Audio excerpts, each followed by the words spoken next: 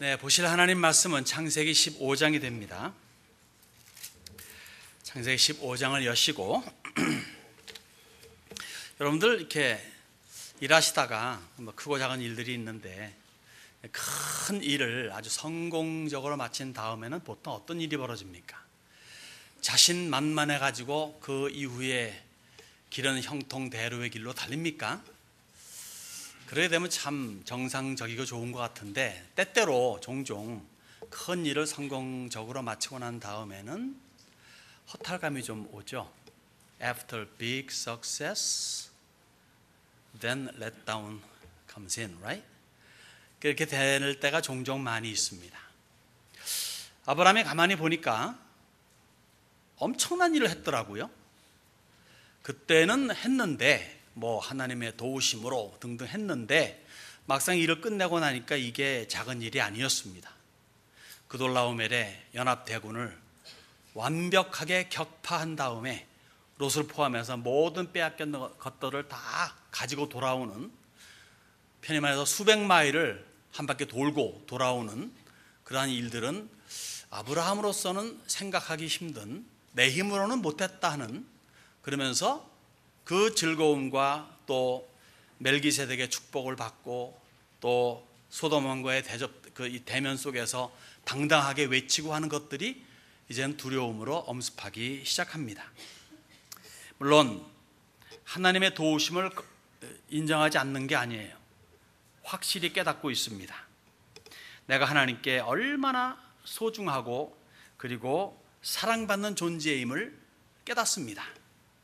무엇보다도 하나님이 얼마나 위대하신 분인가를 절감하게 됩니다.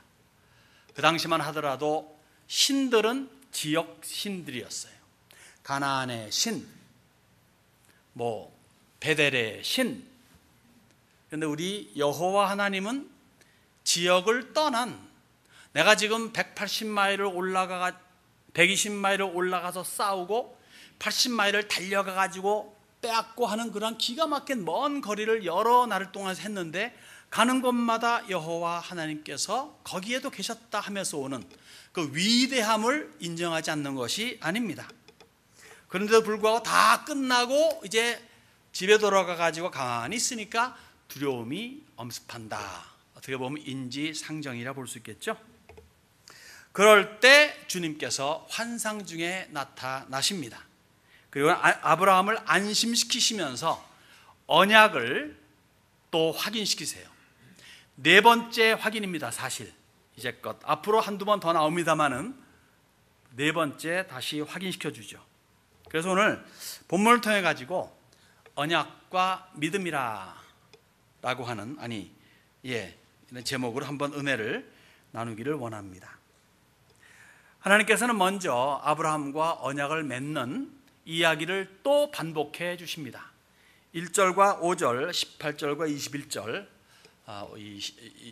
15장의 첫 부분과 끝 부분을 통해서 다시 한번 언약의 내용을 설명해 주신 것을 볼 수 있죠. 사실 지난 몇 번의 설교에서 반복을 했습니다. 언급을 했지만 워낙에 좋고 중요한 것이기 때문에 다시 한번 반복하기를 원합니다. 짤막하게 세 가지로 봅니다. 첫째는요, 1절에 보니까 하나님께서 나는 너의 하나님이다 라고 언약해 주시는 거죠. 이후에 여호와의 말씀이 환상 중에 아브라함에게 임하여 이르시되 아브라함아 두려워하지 말라. 나는 내 방패요 너의 지극히 큰 상급이니라. 나는 너의 방패다. 나는 너의 상급이다. 그돌라오멜 연합대군 No worry. 전혀 걱정할 필요 없어. 내가 너를 방어할 거야. 너를 털끝만큼도 건드리지 못하게 할 거야. 과연 그돌라오멜의 연합대군은 다시 이 지역을 침범했다고 하는 기록이 없습니다. 다시 말해 아브라함이 가나안 땅에 그러고도 근 90년을 넘게 살았는데 그돌라오멜은 이름이 언급이 없다는 것은 털끝 하나도 건드리지 못했다는 것을 알려주는 거죠. 그리고 소돔 왕이 너한테 그렇게 말할 적에 네가 소돔 것 다 돌려줬지? 좀 아까운 느낌이 드냐? 헤이, 걱정하지 마라. 내가 너의 상급이다. 소돔 왕이 그럽니다. 다 가지고 사람만 돌려보내주시오. 할 적에 아브라함이 신앙으로 외칩니다. 당신과 나는 관계가 없습니다. 다시 말해 당신의 악과 나와는 관계 없습니다. 당신이 괜히 그렇게 해놓고 나중에 내가 아브라함으로 하여금 부자 되게 만들었다는 말 듣기도 싫습니다. 고로 당신의 것은 몽땅 가져가시오라고 거절했고, 시간 간 다음에 그것이 아까운 마음에 들었을지도 모르겠는데, 그럴 때 하나님께서는 내가 너의 상급이라. 나를 너에게 준다. 너가 나를 소유해라. 나와 함께 한다면 나에게 속한 모든 것들은 역시 내 것이 된다라고 말씀하십니다. 여러분, 예수를 믿으면 어떻게 됩니까? 누구의 자녀가 됩니까? 하나님의 자녀가 됩니다. 다시 말해 하나님의 보호 아래 놓이게 된다는 겁니다. 어느 부모가 자기 자식을 방치합니까? 다시 말해 하나님께서 우리의 믿는 사람들의 방패가 되십니다. 그리고 하나님의 모든 것은 주의 뜻을 따라 가지고 마음껏 꺼내어 쓸 수가 있게 됩니다. 우리가 그렇게 원하는, 많은 사람들이 그토록 소원하는, 일반 사람들이 그토록 바라보는 재물, 명예, 건강, 권세 등 부스러기밖에 안 되는 거예요. 하나님이 주시는 상 중에 그저 부스러기 상밖에 안 되는 것입니다. 하나님을 소유하게 되면 상 자체를 가지는 것이요, 그 안에 부스러기들도 따라온다는 것을 우리는 알 수가 있죠. 나는 너의 하나님이다. 하나님이 상급이시고 하나님이 방패다. 기가 막힌 언약 아니겠습니까? 예수 믿는 사람에게 똑같이 부여해 주시는 그러한 복인 줄로 믿습니다. 여러분, 하나님의 자녀입니까? 이 복을 가지고 있음을 믿으시기 바랍니다. 두 번째 언약이 있죠. 2절과 5절 사이에서 후손의 복을 주십니다. 셀 수 없는 후손의 복. 2절입니다. 아브라함이 이르되 내 주 여호와여 무엇을 내게 주시려 하나이까? 나는 자식이 없사오니 나의 상속자는 이 다메섹 사람 엘리에셀이니이다. 아브라함이 또 이르되 주께서 내게 씨를 주지 아니하셨으니 내 집에서 길린 자가 내 상속자가 될 것이니이다. 여호와의 말씀이 그에게 임하여 이르시되 그 사람이 내 상속자가 아니라 내 몸에서 날 자가 내 상속자가 되리라 하시고, 그를 이끌고 밖으로 나가 이르시되 하늘을 우러러 뭇별을 셀 수 있나 보라. 또 그에게 이르시되 내 자손이 이와 같으리라. 하늘의 별과 같은 후손의 복을 주신답니다. 지금 한 명도 없는데, 나이가 85세가 되어도 한 명도 없는데 하늘의 별과 같은 복을 주신답니다. 여러분, 최소한 우리 사람의 안목에서 볼 적에 하늘의 별은요 무한대와 다를 바가 없습니다. 그리고 없앨 수 있습니까? 사람이 없앨 수가 없습니다. 그냥 숫자적으로도 무한대고, 그리고 없앨래야 없앨 수 없는 것이 하늘에 떠 있는 별들이죠. 대도시에서 하늘을 바라보면 별들이 별로 안 보여요. 그러나 좀 시골로 가가지고 캄캄한 곳에서 하늘을 바라보게 된 별들이 많습니다. 시골로 가면 갈수록, 저 깊은 산중으로 가면 갈수록 사람의 문명이 끼지 않은, 때묻지 않은 곳으로 가면 갈수록 하늘의 별은 점점 더 많아집니다. 하늘의 별이 얼마나 많이 있는가? 보통 수천억 개로 생각을 했었습니다. 하늘에 허블 망원경을 쏘아 보내고 거기서 발견하니까, 바라보니까 없었다고 믿었던 그런 곳에도 별이 수천억 개가 있는 것을 발견하게 됩니다. 그래서 천문학자들이 어떻게 외치는가 하면은 지금 우리가 알고 있는 그 은하계 안에 수천억 개의 별이 있다. 은하계라 그럽니까? 아까 이 목사님이랑 약간 알교했는데 밀키웨이가 은하계예요. 지금 따질 수는 없는 것이고, 어쨌든 이 밀키웨이 안에 수없이 많은 별들이 있다. 그 다음에 성운들이 있죠. 성운들이 수천억 개가 있다. 이 수천을 다 합쳐가지고 이른바 우리가 알고 있는 우주다. 이 우주가, 우리가 알고 있는 우주가 수천억 개가 있을 것이다 라고 또 추측을 합니다. 괜히 이런 걸 말하는 게 아니고 그만큼 별이 많다는 거겠죠. 그러니 우리 지구는요, 별이 아닙니다. 태양만 아마 밖에서 보일 거예요. 그러니까 얼마나 많은 이러한 천체가, 땅 덩어리가 우주에 깔려 있겠습니까? 수도 셀 수 없고 그리고 없앨 수 없는, 이것이 이스라엘이라는 겁니다. 같은 의미로 이것이 성도요, 교회입니다. 셀 수 없고 없앨 수가 없죠. 역사가 증거하고 있습니다. 75세에 나타나신 하나님께서는 10년이 흘러가도 그런데 자식의 소식이 없어요. 누구에게? 아브라함에게. 분명히 10년 전에 하나님께서 아브라함에게 약속하셨는데 10년 지났는데 한 명도 없어요. 뭔가 징조가 보이질 않습니다. 그리고 날이 갈수록 점점 아기가 태어날 가능성이 희박해집니다. 10년 전에 65세였던 사례가 제 목에 사례 걸렸나 봅니다. 사례가 이제 10년 지나 75세가 됐습니다. 점점 아기 낳을 수 있는 가능성이 사라집니다. 그래서 이제 아브라함이 생각한 것이, 하나님께서 아마 이 엘리에셀을 택하셨나 보다 라고 엘리에셀을 청구합니다. 누구입니까? 가장 신뢰할 만한 하인이에요. 종이에요. 다메섹 사람입니다. 이 사람은 아마도 55년이, 지금 이 본문의 말씀에서 55년이 지난 후에 이삭의 아내를 찾아서 아브라함의 명을 받들어 밧단 아람까지 간 아마 늙은 종이었을 가능성이 제일 큽니다. 그러나 하나님께서는 명백히 말씀하시죠. 아니다. 너의 몸에서 태어난 자식이라야 후손이라 일컬을 수 있다라고 말씀하십니다. 단 한 명이죠. 오직 적법한 아내, 정실 사례를 통해서 태어난 이삭을 말합니다. 마찬가지로 많은 신들이 있다 하지만 오직 유일하신 하나님의 독생하신 아들 예수뿐입니다.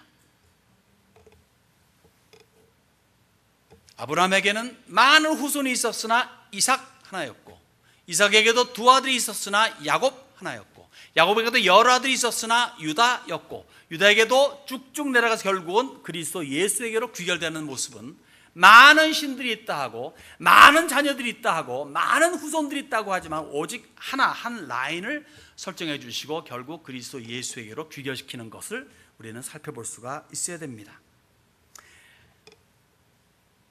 아브라함에게 임했던 자손의 복은 정말 많습니다. 그 중요한 상속자는 하나이지만 많은 후손들이 깔려있고 그 대표적인 이름이 이스라엘이고, 그리고 오늘 영적 이스라엘이라 말할 수 있는 교회, 성도들, 정말 셀 수 없이 많지 않습니까? 지난 2000년의 역사, 4000년의 역사에서 수도 없이 셀 수 없는 그러한 숫자들이 바로 아브라함의 후손의 복이라 볼 수 있죠. 또 한 가지 복은요, 그 언약이 있다면은 넓어지는 영토의 복입니다. 18절에서 21절 말씀입니다. 그날에 여호와께서 아브라함과 더불어 언약을 세워 이르시되 내가 이 땅을 애굽 강에서부터 그 큰 강 유브라데까지 내 자손에게 주노니 곧 겐 족속과 그니스 족속과 간몬 족속과 헷 족속과 브리스 족속과 르바 족속과 아모리 족속과 가나안 족속과 길가스 족속과 여부스 족속의 땅이니라 하셨더라. 땅이 점점 넓어지는 것 같이 느껴지지 않습니까? 애굽 강에서부터 큰 강 유브라데까지라고 말합니다. 그리고 여기 족속의 숫자를 세보면 10족속을 언급하고 있어요. 지도상으로 보면요, 나중에 수백 년 후에 모세를 통해서 분배받은 땅보다 훨씬 넓습니다. 또 그들이 정복한 가나안의 7족속들보다 더 많습니다. 여기 10족속을 여기서 언급하고 있는데 10족속이라 할 적에 10이라는 숫자가 양적인 충분성 내지 양적인 완전성을 의미한다라고 한다면은 모든 민족을 다스린다, 모든 민족을 정복한다라고 표현할 수도 있겠고요. 또 이 강 끝에서 저 강 끝까지, 맨 남쪽에 있는 나일강에서부터 제일 북쪽에 있는 유브라데 강까지를 합친다고 한다면, 강 이 끝에서 강 저 끝까지라 한다면 사해에 흩어져 있는 모든 백성들을 포함한다 볼 수 있겠습니다. 동서남북을 바라보라 하는 여호와 하나님의 말씀처럼 사방에 있는 모든 민족들을 포함한다 볼 수 있겠죠. 땅들, 그들이 소유하고 있는 땅들, 그러니까 모든 땅들이 아브라함 너에게 속해 있다라고 그렇게 우리는 비약해서 표현할 수도 있겠습니다. 온 천지에, 이 땅덩어리에 이스라엘로 충만하다는 거죠. 영적인 이스라엘, 하나님의 택한 받은 백성들로 충만하다는 겁니다. 이스라엘이 처음부터 끝까지 그렇게 순종하였더라면 분명히 그랬을 거예요. 순종했습니까? 안 했습니다. 누가 바통을 이어봤습니까? 그러기 때문에 가지가 잘리고 접붙임 받은 돌감남 가지가 접붙임 받게 되죠. 교회죠. 이방인들이죠. 이들이 지난 2000년 동안에 가히 전 세계에 흩어져서 예수를 믿게 되는 결과가 있었다 할 적에 이 말씀이 어느 정도 이루어졌다 볼 수 있겠습니다. 많은 궁극적인 완성은, 궁극적인 그 completion of 완성은 결국 천년 왕국 시대 때에 이루어질 것이라 믿죠. 그 시대는 주님께서, 예수님께서 친히 왕이 되어서 다스리시는, 친정하시는 그러한 때입니다. 그 때에는 다른 민족도 아니고 한국 민족도 아니고 애석하겠으리 이스라엘 민족이 세상의 제사장 국가가 되어가지고 주님과 더불어 제사장 역할을 감당하는 그러한 때가 오는 거죠. 미래에 약속된 그러한 언약이라 볼 수 있겠습니다. 넓어지는 영토의 복은 지금도 현재 진행형이라 볼 수 있겠죠. 이렇게 하나님께서 아브라함과 언약을 맺습니다. 내가 너의 하나님이 아니냐, 너에게 후손의 복을, 셀 수 없는 후손의 복을 줄 것이다. 현재는 아무도 없지만 그렇게 될 것이다. 영토도 지금의 땅덩어리, 동서남북을 바라보는 땅덩어리를 중심으로 해가지고 온 사방에 너의 것으로 가득 채워질 것이다 라고 약속해 주시는 거죠. 이것에 대해서 아브라함은 어떻게 합니까? 현재 눈에 보이는 것은 없어요. 단 한 톨의 땅도 없습니다. 자기 땅이요. 10년을 살았는데 자기 땅이 없어요. 한 명의 자녀도 없습니다. 그런데 아브라함은 그 하나님의 말씀을 믿었습니다. 언약을 믿습니다. 6절에 그런 말씀이 기록되죠. 짧은 6절에 하나님 말씀이 있지만은요, 사실 6절은요 대단한 구절이에요. 이 6절의 짧은 이 한 구절 때문에 바울은 믿음을 강조하죠. 이 아브라함이 여호와를 믿으니 여호와께서 이를 그의 의를 여기시고, 이 말씀을 보라 이거예요. 이 말씀 때문에 바울은 이렇게 외칩니다. 믿음만이 의로움이고 구원이다. 야고보 선지는 한 칸 더 나아가요. 보라, 아브라함이 여호와를 믿으니 의로 여기시고, 그렇기 때문에 믿음만은 아니야, 행함도 있어야 되는 거야 라고 말합니다. 참 모순적이죠. 같은 메시지, 똑같은 창세기 15장 6절의 말씀을 가지고 바울은 믿음만, 야고보는 믿음 플러스 행위라고 그렇게 말하는 듯 보여집니다. 양날의 칼이에요. 바울 사도가 로마서에서 이렇게 표현합니다. 제가 다시 한번 성경 말씀 읽겠습니다. 성경이 무엇을 말하느냐? 아브라함이 하나님을 믿음에 그것이 그에게 의로 여겨진 바 되었느니라. 야고보 선지는 야고보서 이렇게 말합니다. 성경에 이른바 아브라함이 하나님을 믿음에 이것을 의로 여기셨다는 말씀이 이루어졌고, 그는 하나님의 벗이라 칭함을 받았나니 이로보건대 사람의 행함으로 의롭다 하심을 받고 믿음으로만은 아니니라 라고 좀 모순적인 표현을 해요. 그래서 우리는 이 본문을 통해서 이 두 가지를 다 커버하고 있는 그러한 내용을 우리 살펴보고자 합니다. 믿음은 곧 의로움이라는 거예요. 믿음으로만 의로움. 제가 6절과 7절을 읽겠습니다. 아브라함이 여호와를 믿으니 여호와께서 이를 그의 의로 여기시고 또 그에게 이르시되 나는 이 땅을 내게 주어 소유를 삼게 하려고 너를 갈대아인의 우르에서 이끌어낸 여호와니라. 아브라함이 어느 날 갑자기 감동이 되어가지고 내가 가나안으로 가가지고 하나님께 외쳐가지고 이 복을 받아야지라고 생각한 것이 전혀 없습니다. 하나님께서 당신의 복 안에서 아브라함의 사람을 택하셨고 그를 끌어가지고 가나안 땅에 딱 박아 놓으셨다는 거죠. 아브라함이 한 게 없다는 겁니다. 다만 믿었다는 거죠. 이렇게 해줄게 하니까 아멘 하고 믿었다. 이 믿음으로 말미암아 의롭다 여기심을 받았다는 겁니다. 곧 믿음은 구원이라는 의미죠. 믿음 없는 구원 가능치 않습니다. 그런데 의로움이 없는 믿음 또한 있을 수 없습니다. 믿는다 하면서 의로움이 아니라면 그 믿음은 가짜라는 거죠. 신약적인 표현을 빌린다면 베드로의 고백에서 발견할 수가 있습니다. 예수님을 그리스도로 메시아로 믿었습니다. 주는 그리스도시요 살아계신 하나님의 아들이시니이다. 곧 예수님은 주님이신데 예수님은 그리스도시요. 우리 보통 예수 그리스도 그러잖아요. 예수님은 first name, 그리스도는 last name이 아니라는 겁니다. 예수는 그리스도라는 거예요. 마치 여기서 아브라함이 여호와를 믿으니 여호와는 하나님임을 믿었다는 거예요. 예수는 그리스도임을 믿는다는 것과 같다는 의미입니다. 그리스도가 의미가 뭡니까? 메시아라는 의미죠. 메시아의 의미가 뭡니까? 기름 부음 받았다는 의미죠. 기름 받았다는 것은 무엇을 뜻합니까? 특별한 하나님의 목적을 위해서 이 땅에 그 목적 수행을 위해서 보내심을 받았다는 의미입니다.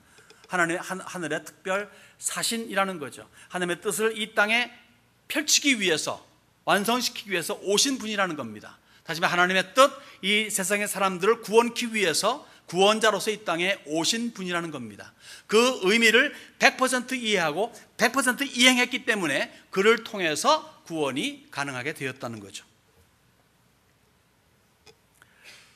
이 땅을 너에게 주기 위해서라고 본문이 말하죠. 이 땅을 주기 위해 내가 너를 갈대아우리에서 불러내지 않았느냐. 이 땅을 주기 원한다 이거죠. 여러분, 땅 한 톨 없는 방랑객에게 땅이 생긴다는 것은 무엇을 말하는 걸까요? 방랑에서의 해방, 방랑에서의 구원을 말하는 겁니다. 그렇듯이 나그네 같은 인생, 보통 우리 인생을 두고 나그네 같은 인생이라 하지 않습니까? 맞아요? 네. 아니면 여기가 영원히 거처할 장소입니까? 아니죠. 뭐 죽으면 끝이요 하는 분에게는 여기가 혹시나 마지막 정거장일는지 몰라도 그러나 죽으면 끝이 아니잖아요. 여기는 나그네 같은 인생이라, 고향을 찾아가는 나그네 인생. 근데 나그네 같은 인생의 구원이라고 하는 것은 곧 무엇을 말할까요? 본향으로 가는 것, 다시 말해 하늘의 땅을 받는 거죠. 이 땅의 방랑객에 있어 방랑에서의 구원은 곧 땅을 얻는 것인데 이 세상의 땅이 아니라 하늘나라에서 땅을 얻는 것이 곧 뭐겠습니까? 나그네 같은 인생이 구원을 받는 것을 말하는 거겠죠. 예수님께서 이렇게 말씀하십니다. 요한복음 14장에 나를 믿으라, 내 아버지 집에 거할 곳이 많도다. 그렇지 않으면 너희에게 일렀으리라. 내가 너희를 위하여 거처를 예비하러 가노니 가서 너희를 위하여 거처를 예비하면 내가 다시 와서 너희를 내게로 영접하여 나 있는 곳에 너희도 있게 하리라. 예수님 다시 오시면 우리의 집이 있다는 거죠. 우리가 거처할 땅이 있다는 겁니다. 제 생각에 저는 적어도 하늘나라의 코로에이크는 얻은 것 같아요.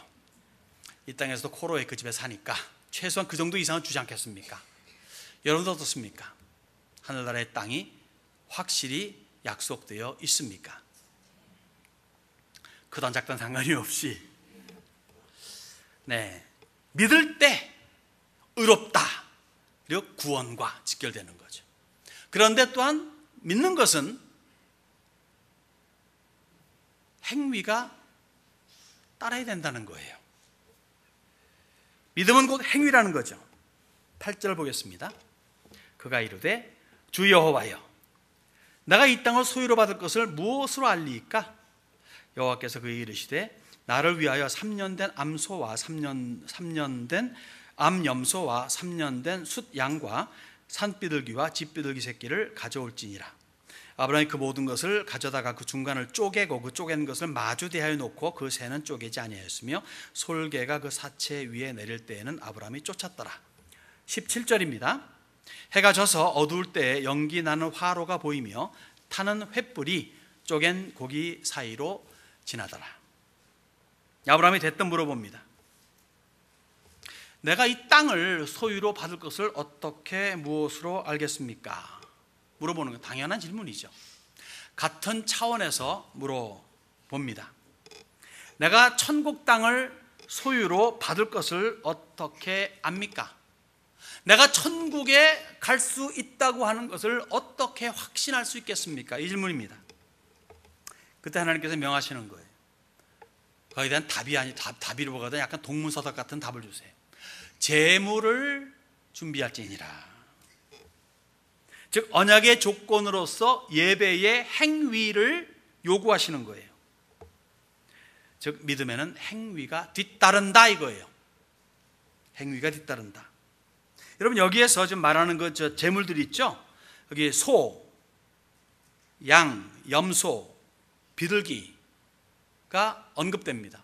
몇백 년 후에 모세를 통해서 율법이 전수될 적에 거기에 하나님께 드리는 방법이, 제사 방법이 있죠. 번제, 화목제, 속죄제, 속건제, 등등 이런 것들이 이렇게 나올 적에 거기에 쓰임 받는 동물들이 나옵니다.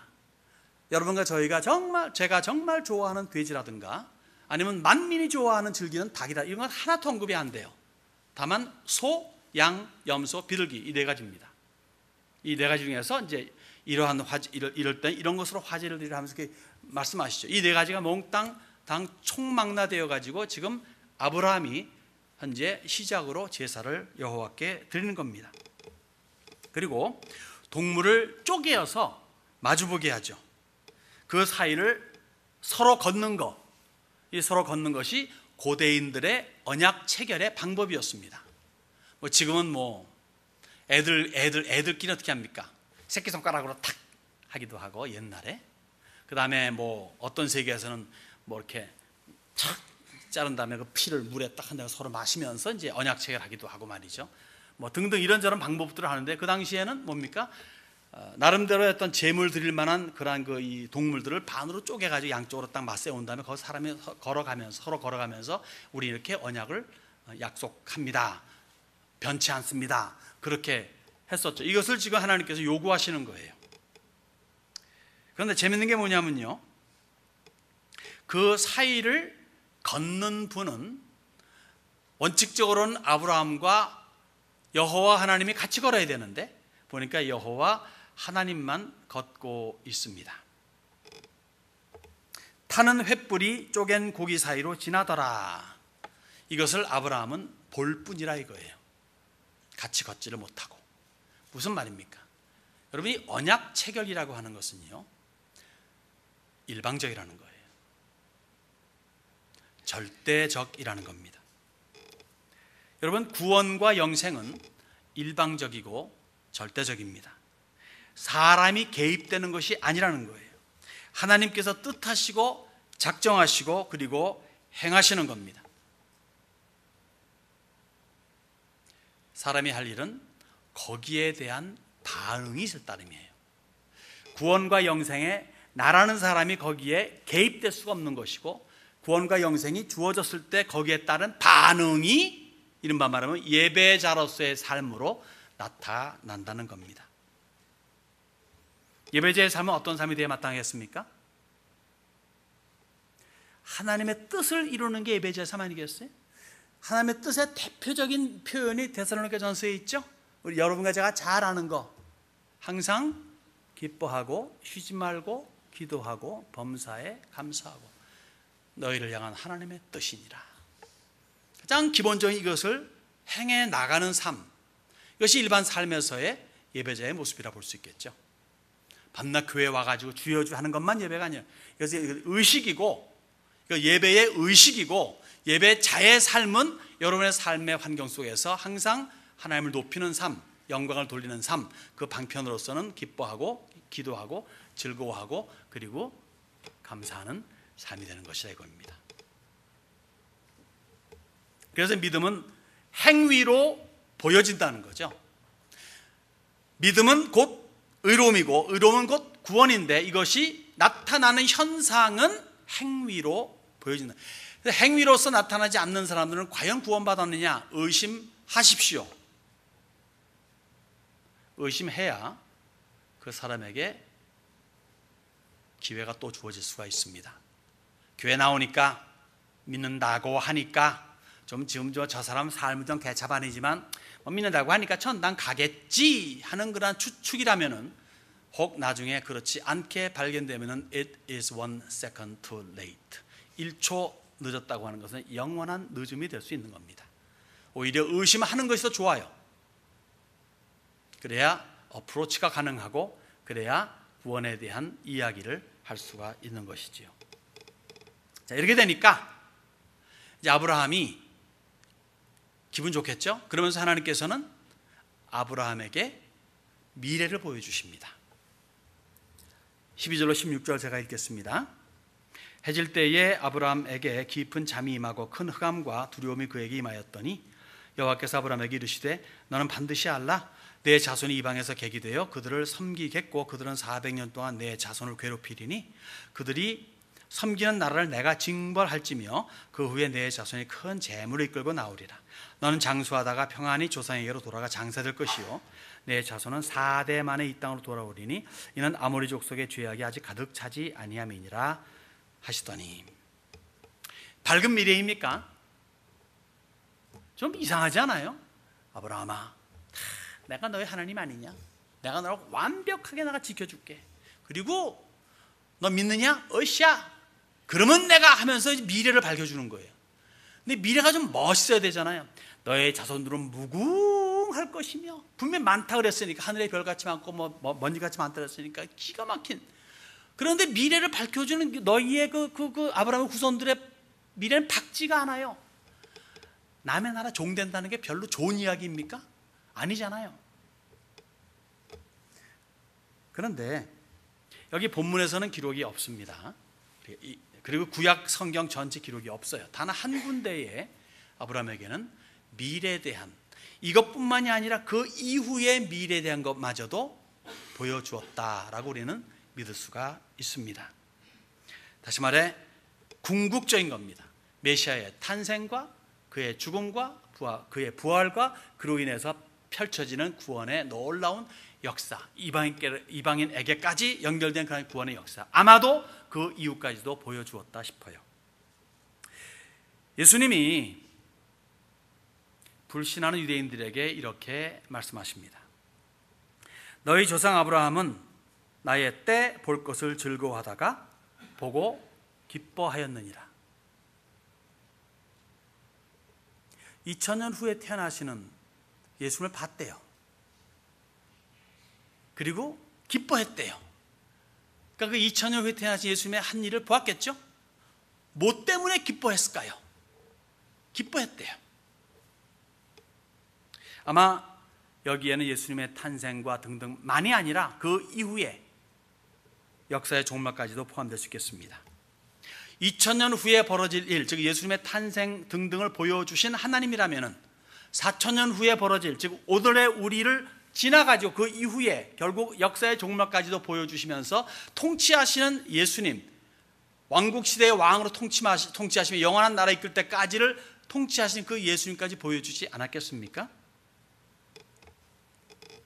여러분, 과정 속에 엎치락 뒤치락은요, 그 결말이 좋으면 다 용서가 되잖아요.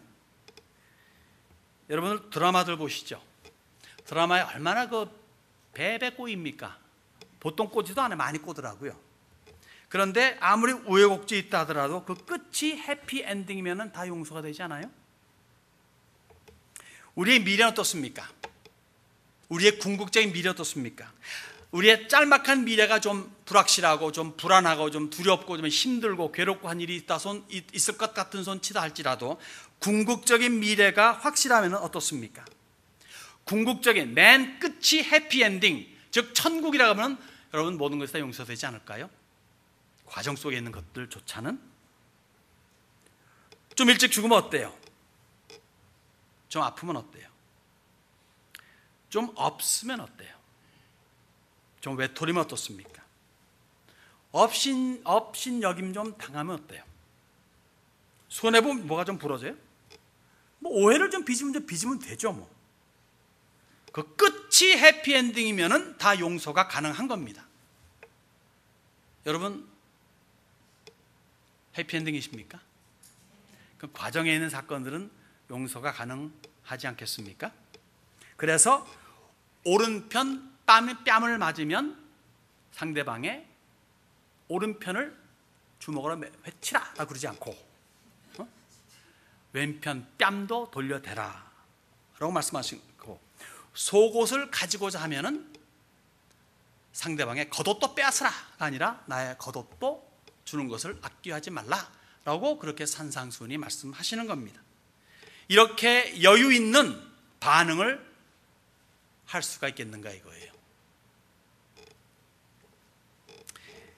여러분의 끝은 어떻게 맞이합니까? 여러분의 인생 끝은 해피 엔딩입니까? 아니면 새드 엔딩입니까? 곧 천국입니까? 아니면 지옥입니까? 여러분, 하나님의 언약은요, 믿음을 바탕으로 합니다. 믿을 때 그것을 의로 여기시는 거죠. 그래서 믿음은 구원입니다. 그리고 그 구원이 궁극적으로 실현되기까지는, 다시 말해 천국 가는 날까지는 행위로 증명되는 거예요. 예배의 행위, 예배자로서의 삶을 말합니다. 여러분 스스로에게 물어보시기 바랍니다. 나는 확실히 예수 믿는 사람인가? 그래서 100% 천국이 확신되고 있는가?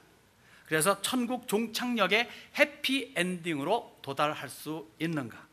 그러므로 영생을 약속받은 자로서 구원의 증거가, 영생을 가진 자로서 구원의 증거가, 영생의 증거가 삶에서, 행위에서 나타나고 있는가? 즉 나는 예배자인가?